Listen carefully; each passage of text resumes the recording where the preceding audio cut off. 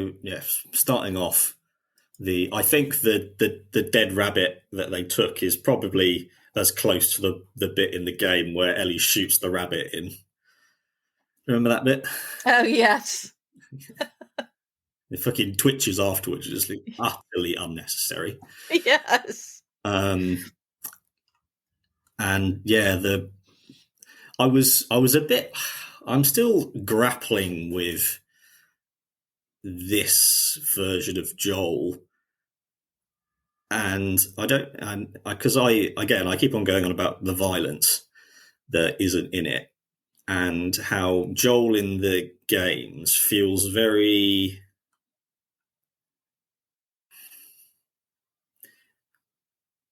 I think the word simple doesn't do it justice. He hasn't got he's not a scholar. He's not an engineer. He was a house making contractor. Yeah.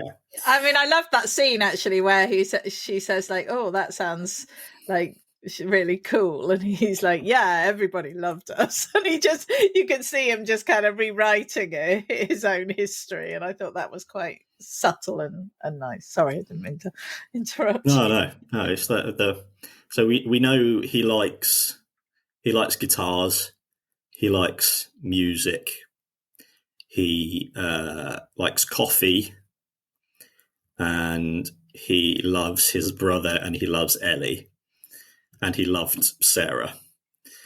Those are and he likes shitty action movies. So that's like that's the spectrum of what we know about him. And so we're sort of left with, like, we don't know how complex he thinks, how deep he thinks. We know how he feels, and that is played out through the actions he takes. But with this, I don't know whether it's just because Pedro Pascal is so lovely and empathetic. He seems to have a more complex internal life. It feels like he thinks and catastrophizes a lot more, which makes him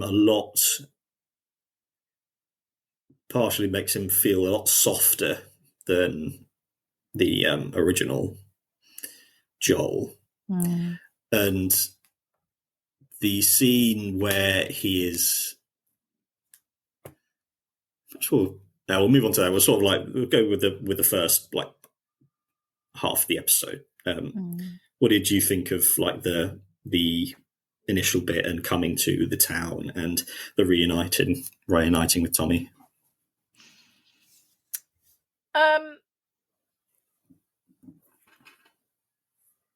The first part of the the first part of the episodes, or the first few minutes of the episode, is basically a bit of a montage, isn't it, of them kind of traveling along, and it's 6 months later as well, isn't it? And suddenly you see them going up to this house, and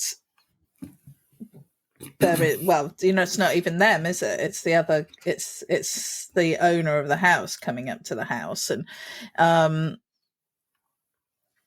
I think it was nice because, first of all, I was a bit sort of 6 months felt like a sudden jump, but it meant that we didn't have to go through that grieving process that Ellie inevitably went through. We didn't have to see all of that.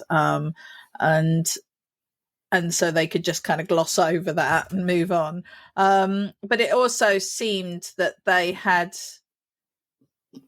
were working towards a closer relationship. I felt that there was sort of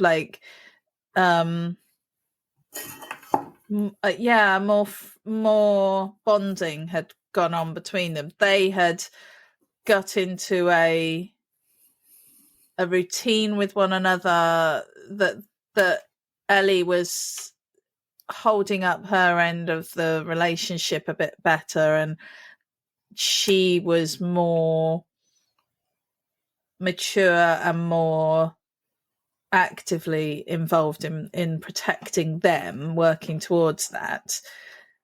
It feels like they had quite a positive relationship that had built up over those 6 months. And I think also the fact that 6 months had passed just gave a real feel for the enormity of the task that they're doing, because it's very easy to just think that like a few days have passed.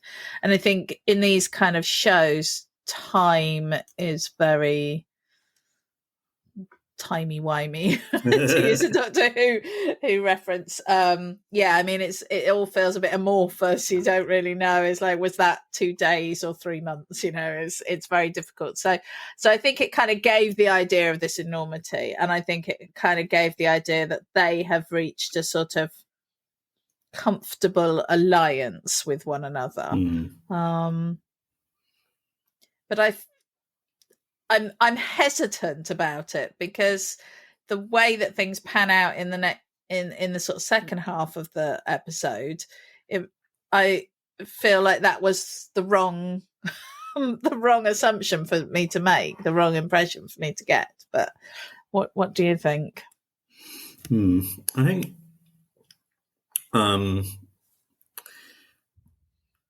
Joel in the game is so much more emotionally closed off all the time, and it only really comes out in like those kinds of bursts when he's angry. But in this, his emotion is so written on his face.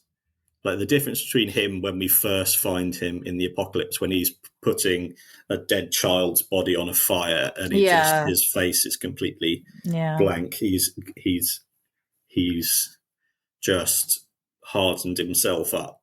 And we can really see over these episodes, and as time goes on, he's reverting more back to the Joel we saw before the apocalypse. It's the exact same. It's him living alone with his daughter and his brother. He has to go and bail him out of jail. His brother goes off and gets lost on things. So that dynamic is the same. Yeah. And what happens when you repress emotions is they don't go away, they get stronger. And then when you start opening them out again, as Joel has been doing over the course of this journey, that's why he's having these nightmares, all those old feelings that the only way he could survive was to push them down. As he emotionally grows again, that's why it culminates in that incredible scene between him and Tommy, when he goes, he can't remember what happens in the dreams, but he just feels like he's lost something. And that's such an excellent bit of storytelling, because he doesn't. It's not as simple as going, oh, I see her getting killed and I can't do anything. It's going, I don't know what happened. And I keep on freezing. And so that means that every night he has those dreams and he wakes up with that, oh shit. And it just builds and builds and builds and builds and builds. And his emotional literacy is so much more than like in-game Joel's. It's interesting actually, because so in this episode he has a couple multiple panic attacks, and he portrays them really well, because you could equally think he was having a heart attack, and a serious panic attack can have people rushing to hospital because they think that they are having a heart attack. So, you know, it is not overacted, and it's not hammed up. It's a very genuine representation of a very real physical manifestation of emotional trauma and difficulty and all of that. And it's really unsurprising that somebody in Joel's situation would experience a panic attack. But it's a very extreme thing to show in this kind of show. We very rarely see that. We're always sort of told like, oh well, you know, the end of the world has happened and everyone's just getting on with it, and you know, like vying for political power and all of that. But the reality is that they're living in this extremely stressful scenario. So probably in the real world, in that situation, everyone will be having panic attacks constantly. So it's nice to see it portrayed. But I went back and looked because I was like, I don't remember him having this in the show and in the game. And I came across, I just wanted to mention it because I came across the HBO's Last of Us podcast where Neil Druckmann is talking about it. And it's really interesting because it's completely in line with what you've been saying, actually, is that, yes, he is having a panic attack and he doesn't understand what's going on because he's the kind of guy that probably never even thought about panic attacks in his life. And they said the reason they didn't do it in the game is because is actually a technical thing because of the way that what they say is that when you're playing the game, the cameras so quite far back, and it's usually you're usually behind your character, so you very rarely see your character's face and your facial expressions. So it was difficult for them to technically portray these moments. So instead, what they did in the game was they tried to make him more distant from Ellie. So the fact that what you're talking about is that in the game he was less emotion. He was more emotionless and colder. That's actually true, and that was their way of trying to represent this stress that he's under now. And I think that these are the sorts of moments that show the age of the game and show how our understanding of mental health and emotional expression and men's ability to be emotional and to show emotion has shifted in the last 10 years to a more accepting space. I mean, we've still got a long way to go, but I think we are in a more accepting space than we were. So it's all right for Joel to be this sort of macho alpha male type guy and have panic attacks. We're okay with that. That's an okay thing. Whereas I think 10 years ago, that would have been harder for them to get away with in the game. That would have been harder for them to explain, even aside from the technical practicalities of it. So I think it's quite interesting because what you're describing is exactly in line with what is exactly in line with what happened as far as the team behind it. So I love being right. Well done.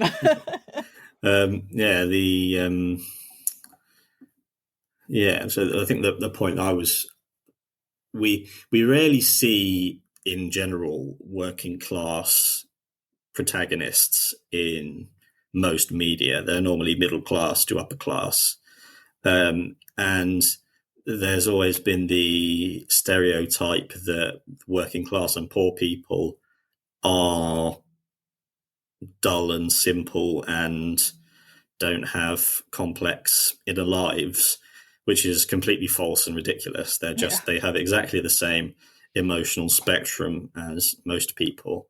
And I really like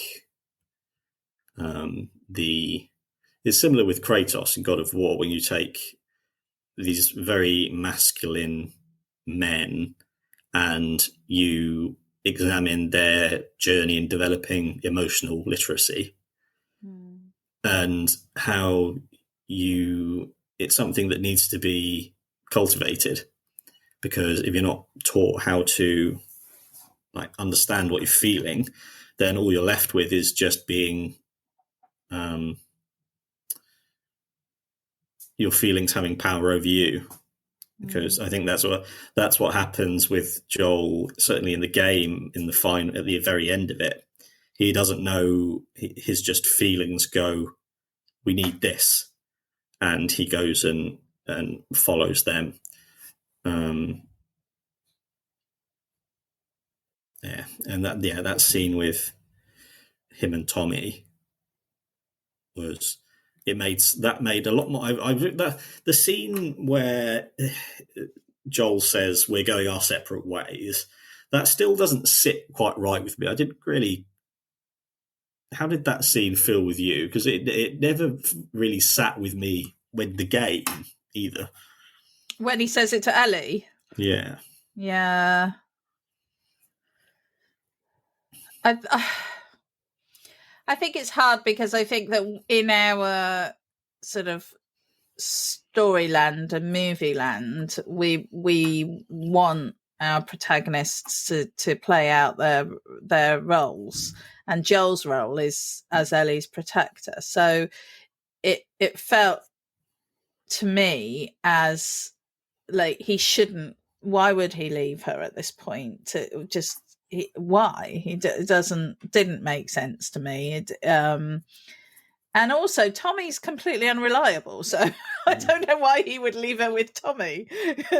And Joel, much as he loves Tommy, he's the one that thinks he's unreliable. So it's not so that yeah, it didn't really. I didn't believe it in the game or in the show.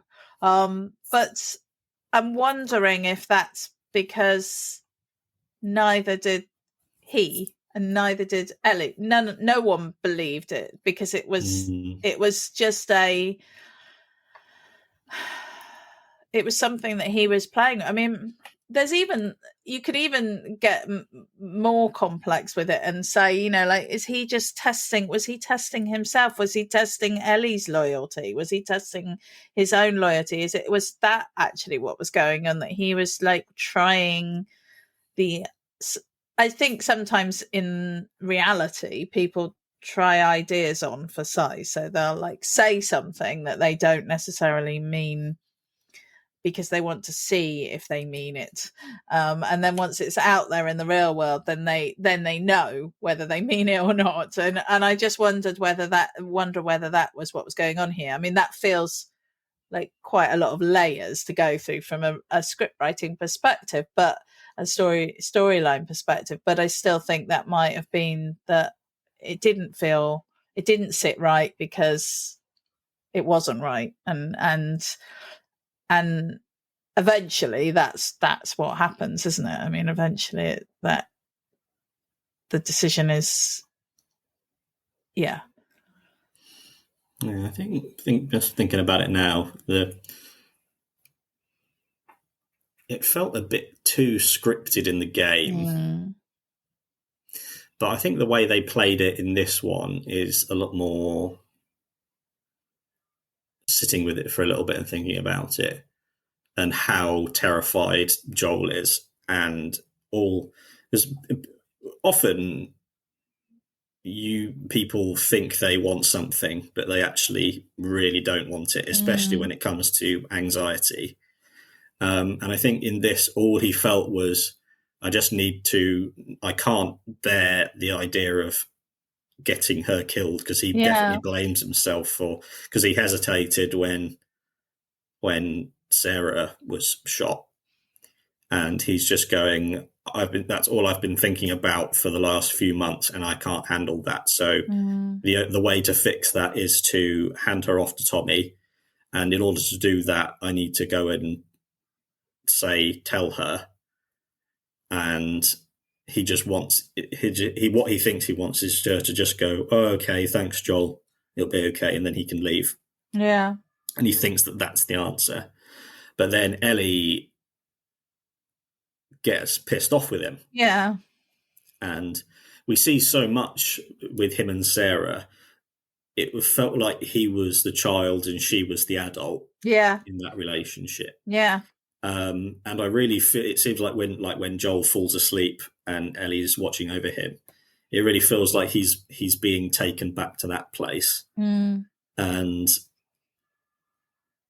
so when he goes in to try and be the adult again and she has a go at him, he just sort of, it just feels like Joel doesn't know what he's thinking and feeling and just acts out.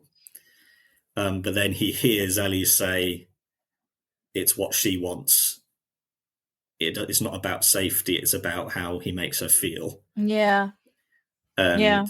then Joel just has a little bit more time and then realizes, oh, that's the last thing I want, is leaving her. And yeah, so I think it was played a bit better. Yeah, I mean, I think there's I think we see a lot about how damaged he is by what happened with Sarah, and we don't know how he was in that situation alone with Sarah either. I mean, we don't know so much about, you know, all of that. Like, there's a whole heap of stuff that's sort of left unexplored, and he's it. I think that whole scene, I mean, there were no infected in that whole episode. There was like nothing. And I think that was, it was an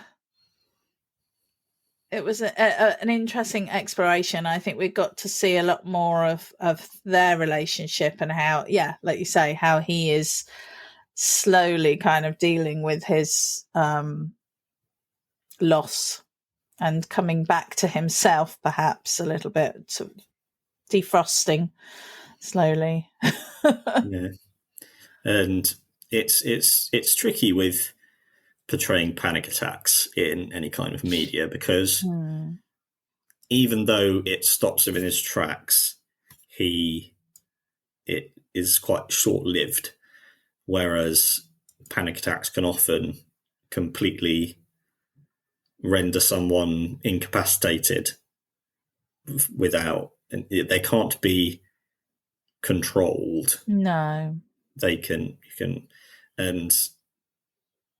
but just that we really get a feeling through Joel just really reaching his breaking point in how he can ignore the terror of getting Ellie killed. Yeah. He's been holding that down this entire time, and he finally gets to see Tommy, and he sees all this safety and security, and just goes, "Oh, I just want this." And I just want to stop. Yeah. Because anyone who has gone through any kind of processing trauma knows that it is just awful, and even though it's the best thing in the long run, just the dredging up of that trauma can really overwhelm you in the present. And it seems like that's what they did with Joel. Yeah, absolutely. All right, I think, have you got anything? Well, yeah, I was just going to say that the end scene in the episode was like so hard, because he gets attacked and he thinks he's beaten the guy off, but then he's been like stabbed with a, I don't know, giant nail, something horrible anyway, and they manage to get out of there. Ellie gets him out of there. So you've seen this whole thing go full pelt about all this thing about him protecting her and him looking after her. And in this episode, she's slowly demonstrating to him that she can look after him. But then finally, in the final minutes of the scene, he's like, he's collapsed. And, you know, we're like, Ellie's like, you can't leave me. I can't do this without you. And I think it was a really, I was just like, oh, no. I mean, I've played the game, so, you know, that takes a little bit of the drama away from it. But it's shocking. Yeah, that was another element where I think it was nowhere near as dramatic as it was in the game, because Joel falls off that stuff and goes and lands on the spike. Yes. And it feels like they rushed that a little bit, because that was an entire level in the game, exploring that and then getting attacked. and it just felt like, even though it was a horrible big nail, I don't know what that was. That was... Wow. Oh. So, yeah, it'd be interesting to see how they play the next episode. It's nearly the end. Yeah. I don't want it to end because I know what's going to happen at the start of the next one. Yeah. But they might fill the gaps, mightn't they? I mean, because they could run any story really now, couldn't they? The adventures of... Well, until then. Right, thank you everyone for watching or listening. You know where to find us and when to find us every Thursday at 7 p.m. wherever you want to watch or listen to us. We've been Matt and Jem. Until next time, bye-bye. Bye. We hope you enjoyed that episode of Gaming the System. If you want to support us, you can visit our Patreon at patreon.com/gamingthesystem, where you get access to all our monthly Patreon-only episodes. You can also like, share, comment, or subscribe to us on any of our platforms to support us. Until next time, bye-bye. We hope you enjoyed that episode of Gaming the System. If you want to support us, you can donate to us through our PayPal by sending it to wearegamingthesystem@gmail.com if you want to send us a one-off donation. If you want to donate to us monthly, you can subscribe to our Patreon at patreon.com/gamingthesystem. Until next time, bye-bye.